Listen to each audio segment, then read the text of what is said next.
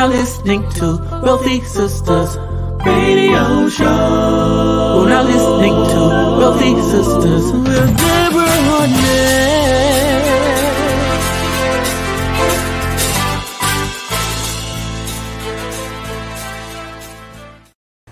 Well, great morning, and welcome to Wealthy Sistas Radio with a View. I am Deborah Hardnett, your host, and as always, I'm super excited and grateful to share this space and time with you. We want to remind you here on Wealthy Sistas that we have a twofold purpose. First, we have to make sure that we provide you, our incredible audience, with inspiration and encouragement. And we want to make sure through this knowledge that you get today that it is practical, something that you can apply to your life, right? And to your business, and have not just a long-term impact, but an immediate impact, because we are about growth here, right? The second purpose is to make sure that we continue. It is so necessary. Oh my gosh, is it necessary to provide a platform that highlights, showcase, and say thank you to the sisters and brothers for doing big things. That's right. We want the world to know that we are multidimensional. We can do more than one thing to create success, right? We can own businesses. We are super talented, and our young people need to know that there are alternatives out there to you that doesn't always include, nothing wrong with it, but it doesn't always include the entertainment industry. So today's show, I'm telling you, our guest, oh my gosh, I have known him for, I guess it's going on 2 decades now. And I cannot say he is the best that I can say that can talk about what we're going to talk about today. The benefits of social entrepreneurship. What is it, right? And we're going to talk about the benefits of that today. I have the pleasure and privilege to introduce to you my brother. He is super giving, worldwide traveler, building, teaching. He is the president of the Teaching Artists Institute. I pray that I didn't mess that up, but I am not going to hold him from you any longer. It's my privilege to introduce you to my brother, Haki Ammi. Welcome. Yes. Can you hear me? All right. All right, my brother. Welcome. What a pleasure to have you here on Wealthy Sistas today. No, thank you. It's great to join you. It's great to see you. You look amazing. You're doing amazing things as always, as I only would expect. So appreciate the opportunity to join you this afternoon. So it's great to be on Wealthy Sistas. I'm happy that you have a brother on. So, get it and have some fun and talk to your audience. So you are in Atlanta too. So yes, like next week. So I'm just sliding through for a day or so, but looking forward. Okay, well, you definitely got to let me know, perhaps we can connect some type of way, or you just going to fly through the airport, or you doing like a lot of people. I'm just, making a change over in the airport. Exactly. Well, I'm telling you, brother, it takes one to know one. And I'm trying to remember, I think we met at the same time I met our brother Devin Collins, and I just gotta pay tribute to my brother, our brother. What an incredible being he was, and an incredible light that God placed on this earth. I mean, his impact. You have people, you don't have to talk to them every day, you don't have to talk to them every month, but to know that, to meet a type of individual like that, your life can be enriched. So I definitely want to pay tribute to our brother Devin Collins, in memory of him today. But we met at that networking event. It was a networking event in DC, and I think you guys might have been there together, I want to say. I'm not sure if you remember, but that's, like I said, it's about 2 decades. Wow, yeah. The time. I'm happy to be, still growing, shall I say, still thinking and reflecting and uh, leveling up, always striving to level up in all aspects of my life. So, yeah, and Brother Devin is the brother, we stayed in touch for all those years. We actually went to the Ravens game, and I'm not a football person, but he can get me to go. He actually got me some tickets, and he flew up for the New Orleans Ravens game. And Yeah, them ain'ts. I'm an Atlanta Falcon, so I gotta say that. We used to go back and forth on that. yeah, he's a big fan of that. And one just very quick story about how I appreciate this brother so much. He's the only Yeah. brother that I probably you can call me 6 o'clock in the morning and tell me, brother, I missed my flight. I need you to go to this workshop at the Congressional Black Caucus. And Yes. I get out of my bed and I get up and go to DC to be there about 8 or 8 o'clock. So yeah, he's the only brother that I could do that for. As tired as I Oh, was in the morning, yes, he yes. wants me to be there. I'll be there. So that's just the type of brother he was. So may he rest in peace in his family as well. Yes, indeed. That is so true. I remember that with the Congressional Black Caucus. I mean, and him trying to fly up, being there as well. And one of the things that I love so much about when you call him, he make you feel like, like, wow, like you could do anything just from picking up the phone. What's up, black woman? I used to love hear him say that. Nobody Yeah. could say that like Devin. Yes, indeed. So, Brother Haki, as I said, it's just been a pleasure and a privilege watching you, as you say, always, growing and leveling up. And, what I'd like to ask you before we get into our topic today, we always kind of like to get an idea because, as I said, our first purpose here is to make sure that we provide inspiration and encouragement to the listener. And sometimes people can see someone on the screen, right? And they can say, okay, he's doing this. Wow. They go to your website, they see your bio, they see all the things that you've been doing, and they think, well, that's him. I want people to know that this can be you too. This can be them too. So if you don't mind sharing, a little bit about, as we say, that recipe that went into you, like your journey that led you to what you are doing today. Right. Thank you. Yes, indeed. So, Haki Ammi, the Success Scholar. I was actually born in the Baltimore area. For the most part, I always say that I was average in many aspects of my life early in my younger youth years, and I was fortunate to graduate, getting my PhD, my public high school diploma.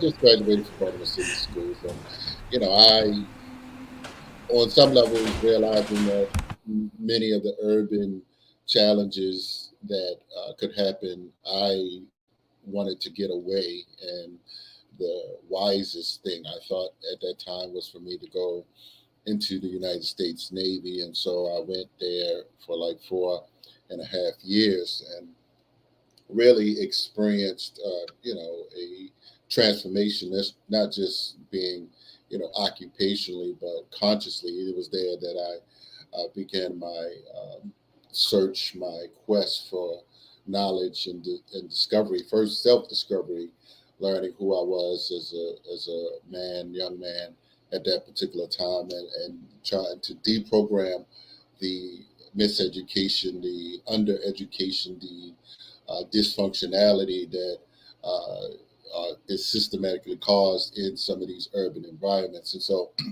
I deprogrammed myself and attempted to understand, the complexity of urban and black male existence. And so I did that substantially. And, after getting out of the Navy, fortunately I was exposed to some early entrepreneurial operations. I read a lot of books, started reading a significant amount of books in diverse topics, and discovering network marketing. That was a very wise trajectory for me to expose myself to individuals in my small world of just being in Baltimore, being in a Navy, people that were making substantial incomes and practicing personal self-development and lifelong learning. So I kind of well-rounded myself in some of these lifestyles, and just expanded my mind to believe that I could do more in life and I can become more. So I'll just open and say that was my early trajectory, and then I came back to Baltimore after I got out honorably discharged. That's awesome, and thank you for your service there. I read on your website, how I just never knew that you were in the Navy, and how you said that really, really gave you a global perspective, right? And it's just so incredible how we look at everything in our life and we can kind of look back and see it's a building block, for the next level. And I love when you talked about your belief system, and how last week we had our guest, Sherry Fields. That was the Fields. She is the COO of Natural Radiant Life. It's a natural skincare company that it's all organic and plant-based. But, she's got her start in direct sales. $1 million producer as well, did incredible. And we talked about a lot of that being a foundation for the belief system, the personal development system. So that's something you said, you were able to spend that time traveling and then coming out, reading those books. And I'd love to know some of the books that you were reading to help you change that mindset, because we're not taught to be entrepreneurs in school. So it's like you got to do a complete 180 from what we've been programmed to do. Absolutely. Well, certainly many of the earlier books that many people actually, the Think and Grow Rich, but I was also socially conscious and into Black psychology, Black sociology. So I was sort of reading some of the Naeem Akbar's and some of the, during earlier period, but then moving into business, I began to read different entrepreneurial books, the George Fraser, Les Brown's, and some, not just I guess many of the books that the same companies teach you to read, the Proctor and what's the Jim Rohn. It's Jim Rohn, of course. So Tony Robbins, just the Think and Grow Rich is the Who Moved My Cheese, just the different books that The Magic of Thinking Big. Oh yeah. So I really, as well as listening to audios, of course, I think I sort of rounded myself, and I realized. It took me some years, because sometimes I'm not going to say you can over, emphasize some of these books, but I think that there are certain practical things that business people need to be aware of, that I had to round myself. Even, for instance, I'll give you this example: The Millionaire Next Door, and things like that. And, there was no series surrounding that. Just so that kind of gave me just a good well-rounded balance in terms of thinking about how, even if you got the money, flash or not. I thought early, just a lot of people, even people that look like myself, and I was thinking, I was like, wow. And I'm reading things, and I'm like, we although we may be making this money, we shouldn't be trying to, floss with it. Right.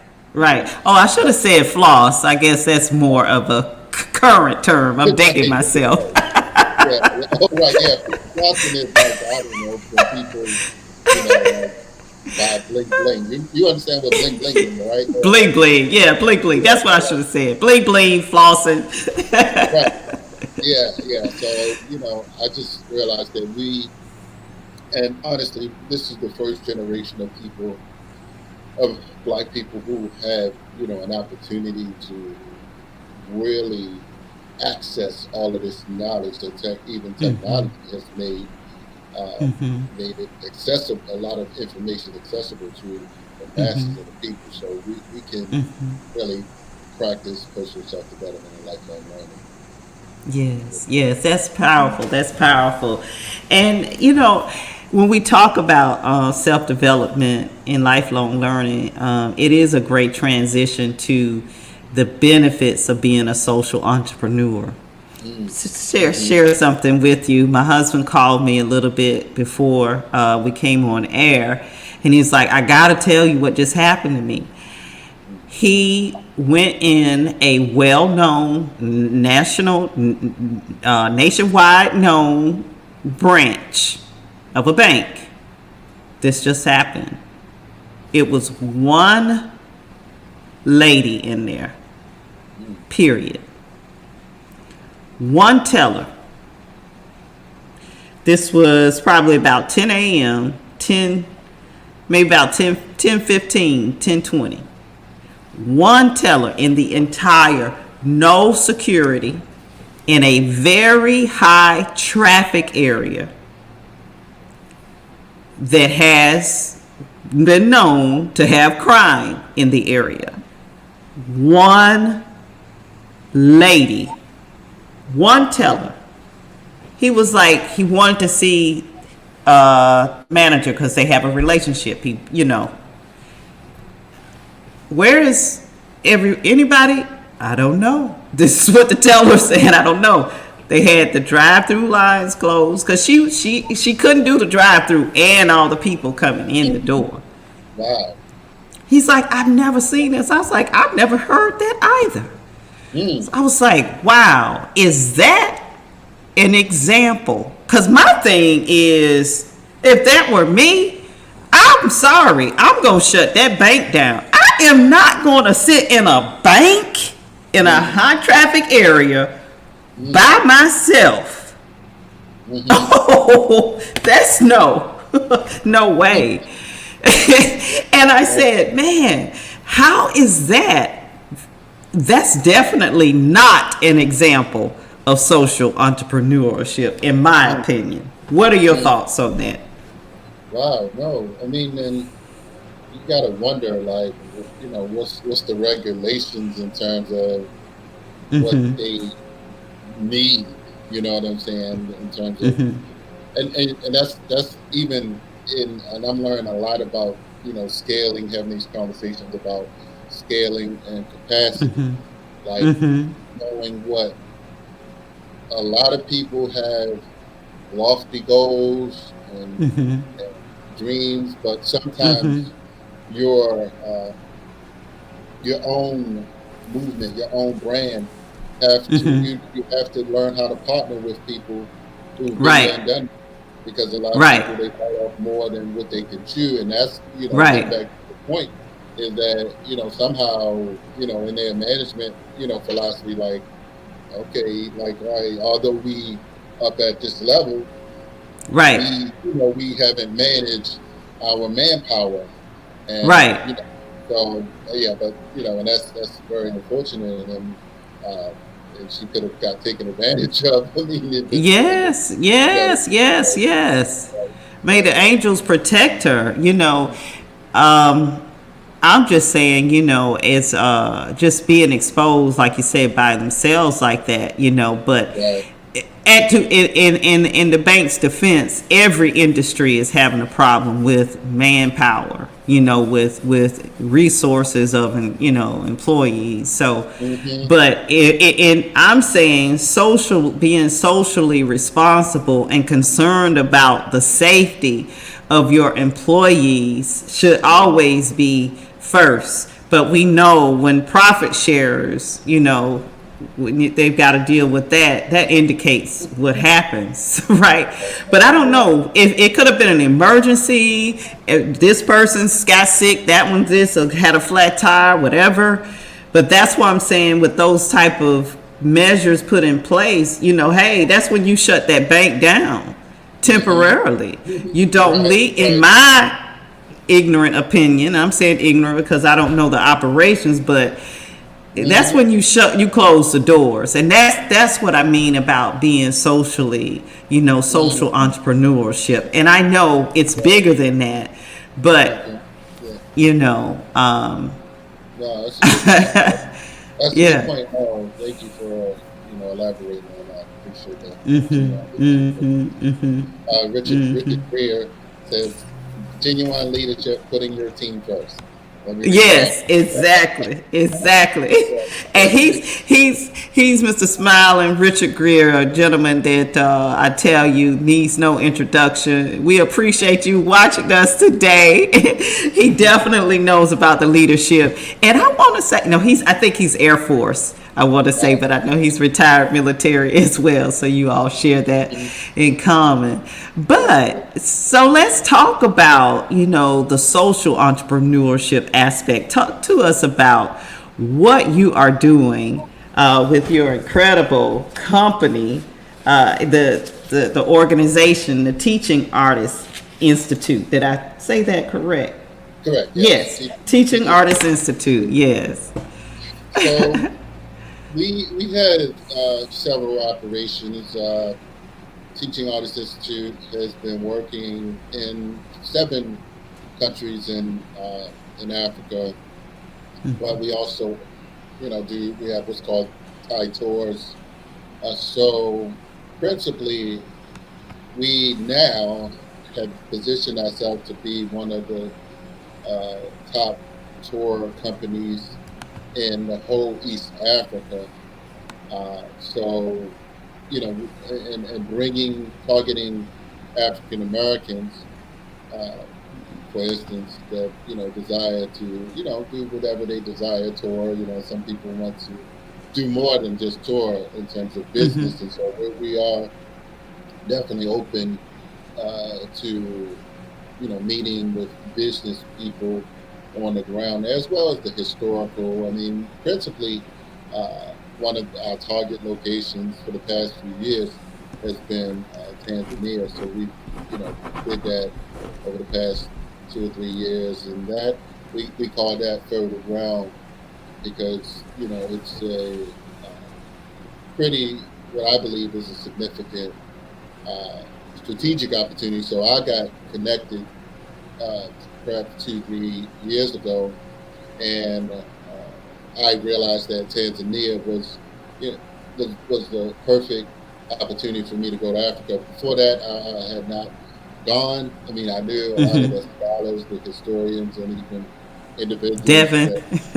Oh, right. Yes. That brother. We could not forget him. Yes. Yes. Dr. Smoss and Patricia Newton, many of the African-centered historians, if you will, that mostly when people talk about Africa, many, for instance, Black people are going to the west coast of Africa. They're going to the Ghana or Senegal, Gambia, or on the other end of that, many are going to South Africa or Egypt, definitely Egypt as well. So, so for me, I saw enough people doing that, and I was just like, okay, that's not I have to think business as well. So, and some years ago, before, there was a brother who he used to tell me about Tanzania all the time, like, brother, you should go.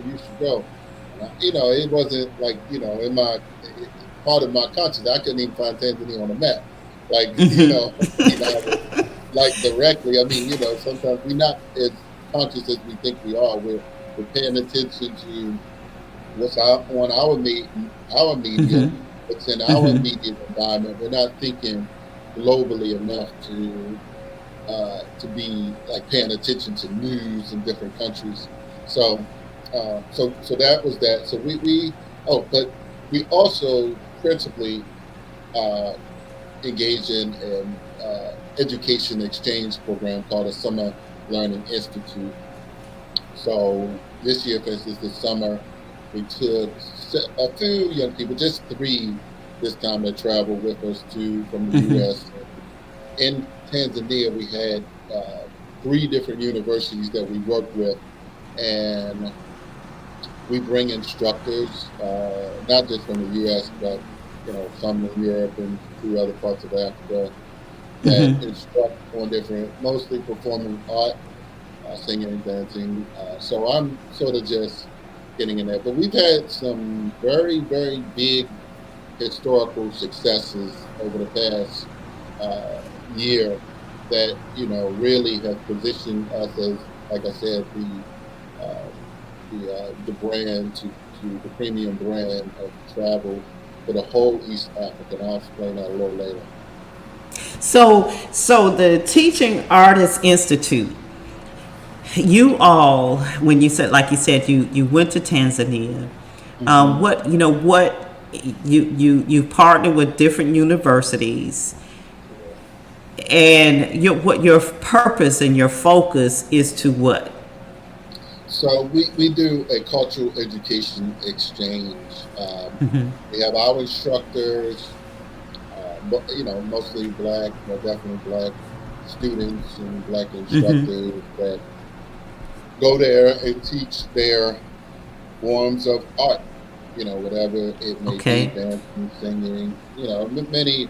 And for instance, even with the Tanzanians, they're very talented, on many different levels. So, that, regardless of their major, most of them have an art form as well.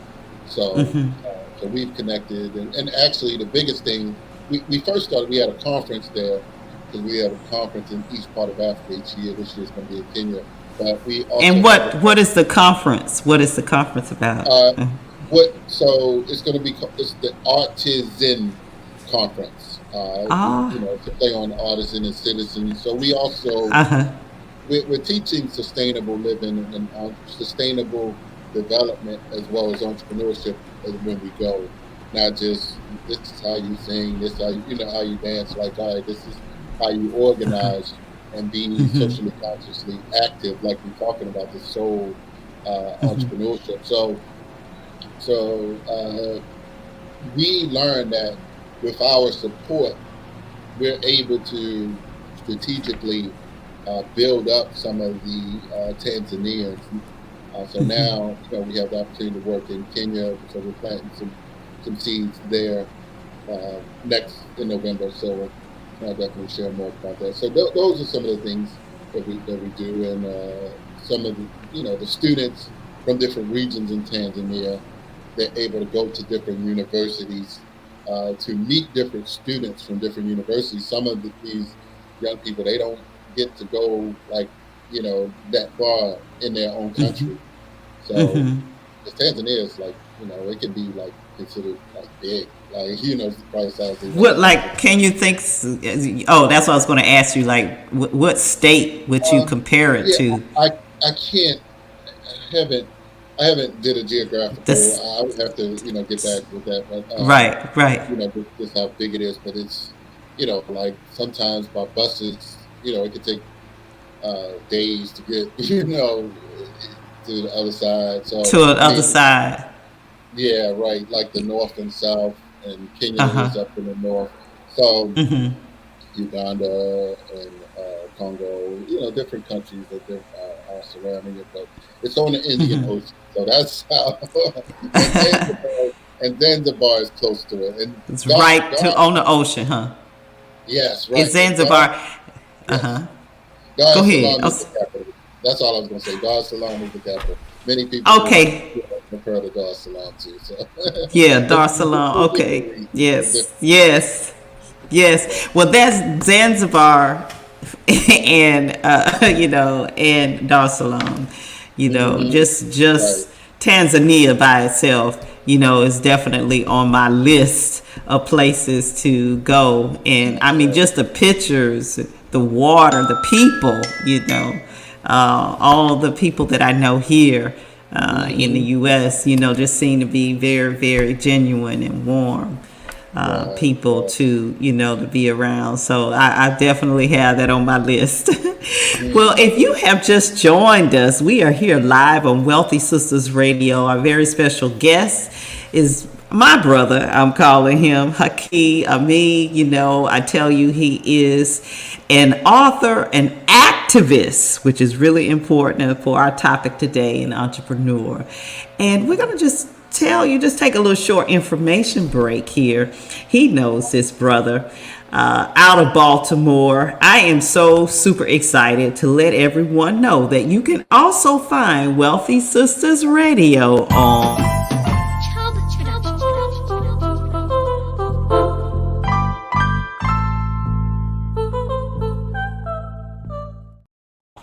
blackusa.news. That's Mr. Donnie Glover out of Baltimore. Did I tell you? Boy, I tell people great things come out of Baltimore.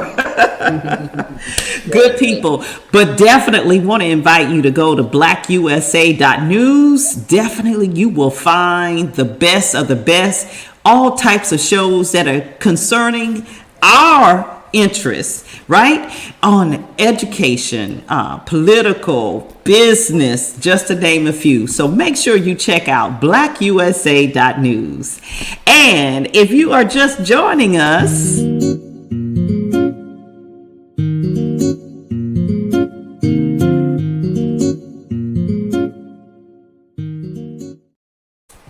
welcome our guest, Haki Ammi.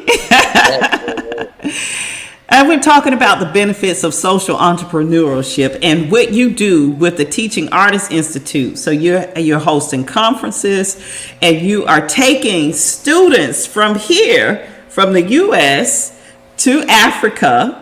Right now, your focus is Tanzania, and you said you're going to be in Kenya as well. Did you mention later? Okay. And so you're doing these workshops, and you are also you've partnered with different universities, and they are sharing, and you're taking educators from the U.S. as well to kind of collaborate. And that's incredible. So how is that an example of social entrepreneurship to our listeners? Can you break down the dynamics of that? Well, several things. One thing that, as I went to Tanzania the first time, and the question always comes up, like, where are the African Americans? Why aren't they investing like the Chinese and the Indians? And they're buying up everything, et cetera, et cetera. So my answer is, on some levels, it does take a level of conscious commitment and strategic awareness, of course. But, understandably, on some levels, Black people, even in the United States, although we are, blessed on some levels to have some capital where we are actually even able to travel, it's possible that we don't have the capacity to come in with, tens of thousands or hundreds of thousands of dollars to just build up a hotel and, et cetera, et cetera. So, our networks and our pockets may be a little smaller, but, that's where experience and wisdom come in to know, like, okay, how do we take our assets and build the people up there where they're not being exploited. Their services and the products that they offer are being, appreciated by us, and so we're able to find some viable options, even with products that we, export, for instance. We're able to truly create this partnership that we believe is truly growing.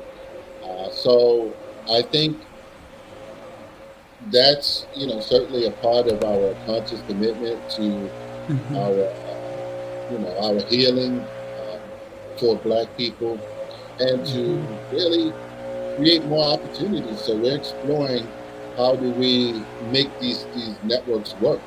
So that's, I'm excited about the possibility, that we call it the art of possibility. I'm not like an artist in a traditional sense, but spoken word is an art. It can be used if That's you true. develop. Yes, and so Everything starts with the thought, then the word you speak it. yes, indeed. Yeah. So I sort of, find my part within the Teaching Artists Institute, let people do what they do. But, ultimately, and I was on another show like 2 weeks ago, and I said, we're trying to build up the Bob Marleys, the Fela's, the Makeda, in South Africa. Makeda and the, several different, I'm saying, the artists of Africa to really come to the forefront in their countries, of course, so, and, we've had some that have been able to travel to the United States, like recently, so we're excited about what they are doing there, with our seeds that we Support. plant. Right. Oh, seeds. Yeah, that's the real word, seeds, Right. And you definitely are planting seeds. When you talked about, just what you're doing, I thought about the actual seed time and harvest, and being able to see the social entrepreneurship. We know, of course, is exactly what you're saying, is when a company is focused on providing those solutions that to solve social issues or social challenges. And I have to make sure that I connect you with Patricia Soke. She was on. She's from the Congo area, and she lives there in Maryland, but she's back and forth, and she's got a major event that's taking place there in Baltimore next month with a trade. She's opening up. She's partnered with, I think, Prince George's County, and they're opening up a trade convention. It's a trading bureau, so to speak, for African Americans and Africans. And she is focused on that. So it's definitely something I want to make sure y'all connect. I'll send you the link from the show. But, one of the things she said, it stuck with me in what you just said. They're always asking, why don't African Americans come over and do and this? She said that they're waiting on us, right? That we are the ones here in the U.S., that can to change, that can move, that can bring everyone together. And it was so chilling when she said it. And I think about what we're talking about with the mindset, the challenge, as you say, we just, we knew money here, what you see. We just trying to figure it out. But the main thing I think about is we've not dealt with what was done to us, right? We don't even, in many cases, you see what is promoted today. We don't even have the image of our self-image love, because we're altering all of our natural state. It's just so much that we have to deal with in the mindset of being able to embrace and to appreciate, because you can still talk to people today right there in your area, right here in my area, highly populated African Americans. I ain't going to Africa. I'm not from Africa, right? That mindset. So, what are your thoughts around that in first dealing with, the root of what was done to us, the great job that they did in destroying the family and everything. Right, right, absolutely, and thank you for bringing that up. And you know, and this is where my balance between understanding psychology and economics, and statistics. Facts, history, and numbers, they don't lie. That's So right. with that being said, not everybody, for instance, are going to be like totally interested in Africa uh, on that level. It may be, for instance, a cursor, just on an outside thing, like, or it may just be, I'll try some food, or I'll wear some African clothes or something every once in a while. So my thing is, as an organizer, I have to be wise about who I'm talking to, and it's called pre-qualifying your audience, or knowing your audience, I say. So with that being said, there are other things that I had to like recognize, because it's only 1% of people, Black people in America, uh, that have only been to Africa. Now, with that, another aspect of what we do, for instance, is we bring Africa here. So that's what we do in terms of the products and things like that. But, I am still here, and, I plan on being here for a few years, if that. But hypothetically, like this year, we actually did what's called a civil rights tour. And we actually did stop through Atlanta. You Yeah, cannot do the civil rights tour without coming to Atlanta. yes, right, right, right. So we took like 31 young people from Baltimore to DC, Richmond, Greensboro, North Carolina, Greenville, South Carolina, Atlanta, Wow. the Mobile, Birmingham's, and New Orleans, and a few other, where we ended up in Arkansas, Little Rock. Memphis. You missed We, Little Rock. yeah, we went in a different direction after New Orleans, and went to Little Rock and Topeka, Kansas. So I think I'm missing one place. We went to like 10 stops throughout, Wow. but lots of good footage. And so, yeah, we had a good time in How Atlanta. was that experience for them? What did you notice Oh my with God, the kids that you they, took? yeah, they were coming alive. Like some of them, I mean, and the 16th Street bombing, that was touching Oh, for in some of them. Birmingham. Right. And, but, some of them were like, I want to work at a museum. So again, that Awesome. exposure start having light bulbs for people, for their exploratory career ideas. It's like, oh, I can see myself doing that. You see what I'm saying? So that's the power of exposure to individuals to have different career, life, entrepreneurial aspirations. So, I'm just happy that we were able to pull it off. 31 young people, mostly high school seniors and juniors. They're going Wow. to be, we met some historical figures on that. And so we were just, they had an opportunity of a lifetime, because I never did that as a young person, go through 10 states and meet some civil rights icons, walk across the Edmund Pettus Bridge. I never did that in my life. I just did it this year. So, I'm still trying to grow up, so, right. Yeah, you leveling up. Yes. Right, right, right.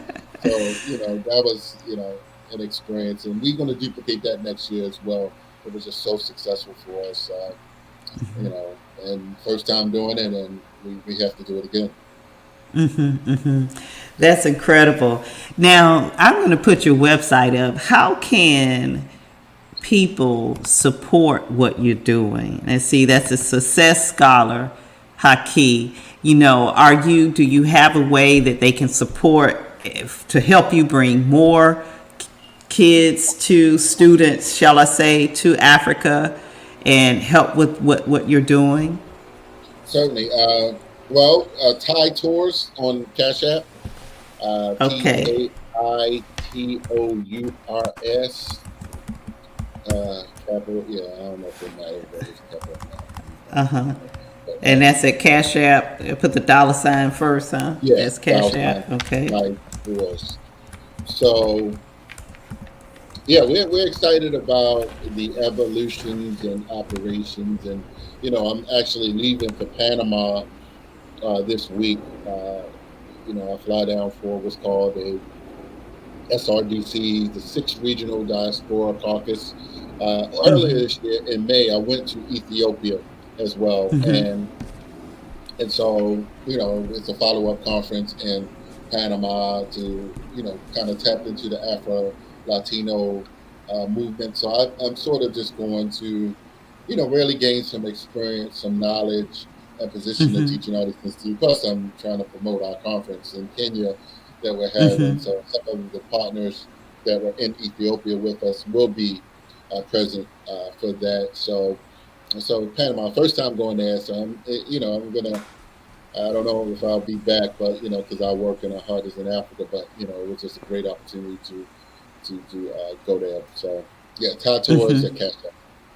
Okay. And so what is the conference that you're hosting in Kenya? When is that again? Yes, thank you. So we also, with our conferences, we do uh, we do tours at the end. So November the 4th through the 7th is the conference. Some people, they just come for the conference and speak, or they come and attend, network, etc. We have a gala and several workshops. It will be online too. We don't have a link yet, Okay.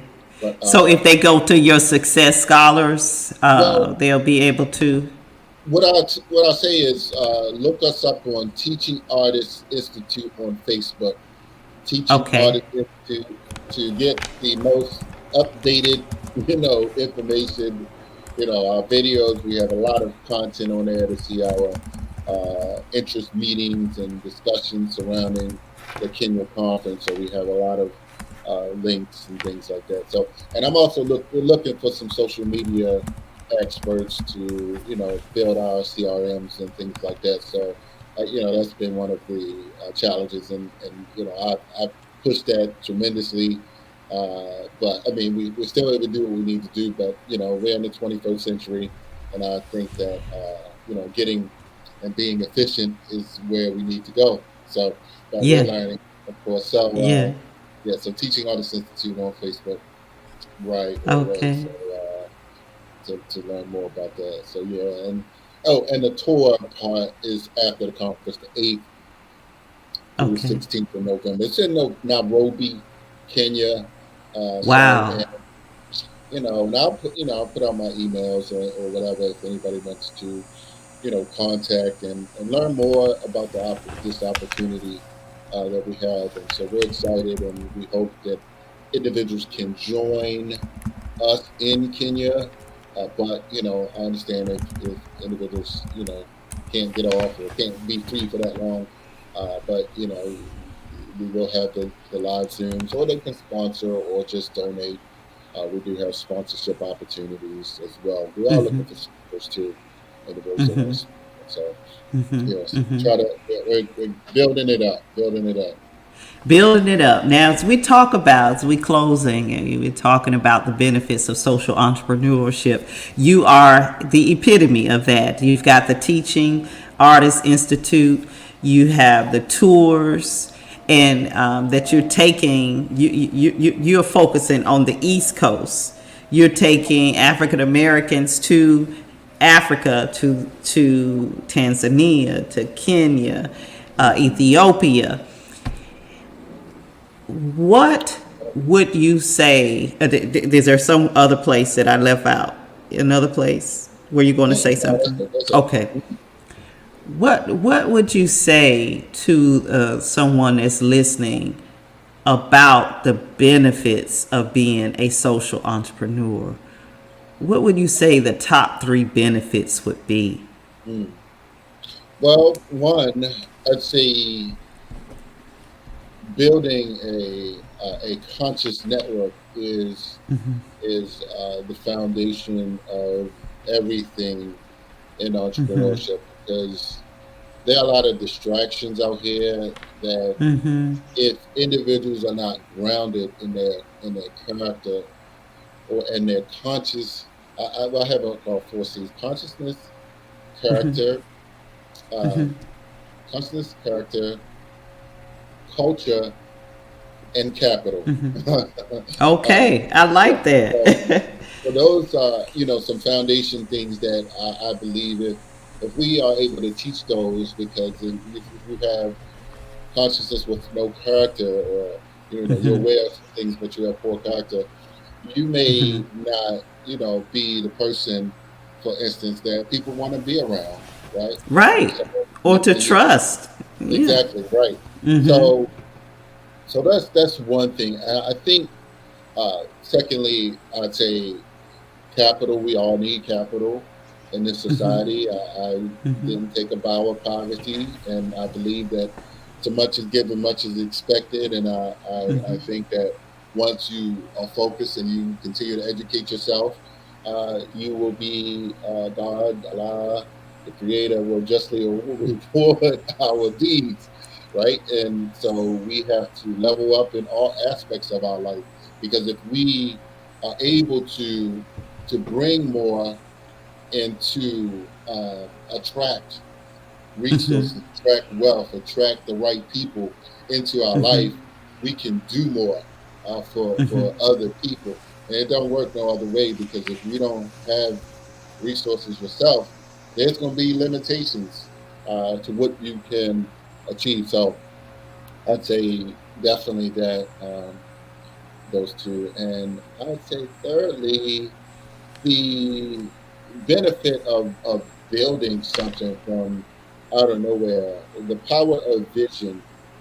Uh, Many people, they've seen me evolve over the years, and sometimes people come into your life for a reason, season, or a lifetime, and I've been consistent, I've been confident, I've continued to grow. You see me, carrying books, marketing books of other authors, of my own book. Oh, by the way, yes, here's my book here. Yes, you got to talk about that book, Mission Yeah, Unstoppable, with Mr. Les Brown and George Frazier. yes, yes. Oh my God. And let me tell you how much I mean, they don't know George as much well, Ghana, some people know George, some big people, but Uh huh. even Tanzania, like they recognize his face though. You know what I'm saying? And Yeah. some know his videos, and after I've exposed them to that, it's like, so for me, it's like a co-branding strategy to connect. And so we put this together some years ago. So now I'm really repackaging it, for those markets over in Africa, and to build a larger, broader platform.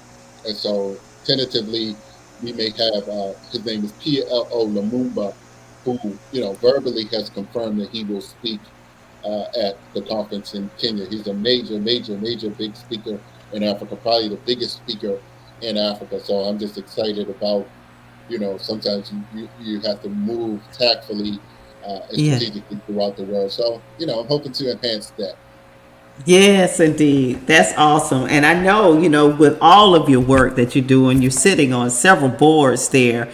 All right. Tell us about what you have with the boards, and what it has enabled you to do to impact Right. your Right. organizations. So in 2018, I mean, being active and being connected to the community, I was encouraged to run for what's called the Democratic State Central Committee.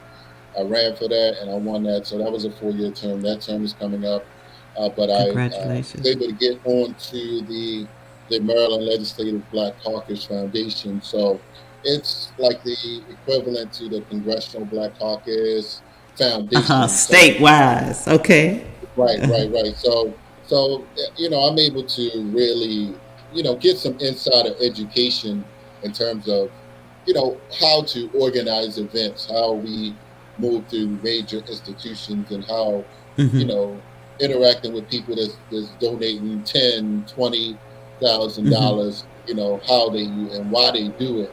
So I'm really getting some real valuable experience in that. So I'm just supporting them out another 4 years, and it's opening some opportunities for me and legitimizing, some of the other operations. And so I get to be in certain rooms. So that's a blessing, and it'll be able keep me out there for the next 4 years. So Yeah, that's great. Congratulations. I mean, they are really, it is definitely to their advantage to have you there. Someone that is balanced as you are and is focused and concerned as you are about your mission. Because, you know, a lot of times we I guess, kind of don't always, like, you did the civil rights tour. And then in the 60s, there was that connection. But that connection to these organizations are not the same because we haven't seen, you know, for one reason or another, that unity. Like, I think we have talked about, you know, the what happened to our communities. But to have you there, I mean, when we talk about segregation and the change from us really having that sense of strong community, but having, you know, like I said, having you there is a benefit, most definitely, to them as well. All right. Yeah. Well, Brother Haki, those of you all just tuned in, we are here live on Wealthy Sisters Radio. Our special guest is Haki Ammi. He is the president and founder of the Teaching Artists Institute, and he is the epitome of a social entrepreneur. Given that, as we close, what would be the final thoughts that you would leave with our audience today? Well, the final thoughts is to be open to understanding who we are, our history, our culture, and but more relevantly and importantly is to be of righteous character and to build and organize and to grow and gain wisdom in all aspects of our life. You know, people, we're going to start at many places, but it's not where you start, it's where you end up. And so many people didn't believe, you know, where I would be, but you know, I wouldn't have perceived that from 5 years ago, 10 years ago, 20 years ago. I wouldn't have conceptualized just the people that I meet now, you know, meeting presidents in Africa, etc. And so, you know, major big speakers, you know, in the speaking world. So, you know, it's just great to really practice what you preach, shall I say. So I just say continue on, continue to listen to Wealthy Sisters, you know. Yeah, listen to the good shows that you have. You know, you have amazing guests, as I've heard, you know, and I see you on my LinkedIn when you go live. So I will share your stuff when I see you live, okay? Well, definitely. Thank you so much. And, you know, that's a great segue into reminding everyone to please subscribe, like, and share. Like, subscribe, and share. You know, go hop on Wealthy Sisters on YouTube and Facebook. And definitely do that if you value the content that we have here and the awesome guests like Brother Haki as well. And we want you to be here with us next week. We have a surprise guest. Super excited about who's going to be on the show next week. With all that said, again, thank you, Haki. We wish you the absolute best. And Brother Richard, Mr. Richard, thank you so much. He said thank you both for great sharing and growing. And he says thank you to Haki for your service. Awesome, awesome, awesome. Well, once again, you guys, it has been a pleasure. And we want to wish you and yours the best of everything great. We will see you next week. Bye now. This has been another episode of Wealthy Sisters Radio. Thank you for joining us. Catch the full hour encore Thursdays 2 p.m. to 3 p.m. Eastern and 24/7 at wealthysistersradio.com. The opinions of our guests do not necessarily reflect the opinions of our hosts, staff, or partners of Wealthy Sisters Radio.